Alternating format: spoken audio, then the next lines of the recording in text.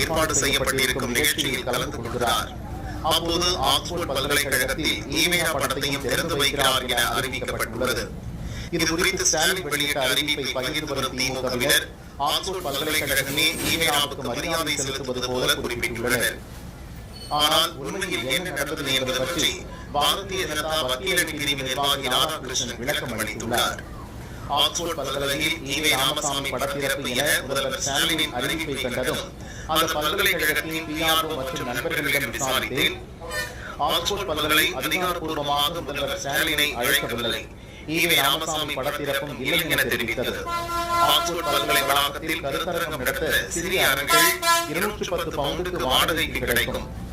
அப்படி சிறிய அரங்குகளை வாடகைக்கு எடுத்து யார் வேண்டுமானாலும் நிகழ்ச்சி நடத்தலாம். முதல்வர் ஸ்டாலின் பிரிட்டன் வருவதால் திமுகவினர் ஆக்ஸ்போர்ட் பல்கலை வளாகத்தில் சிறிய அரங்கை வாடகைக்கு எடுத்துள்ளனர். அதில்தான் ஈவே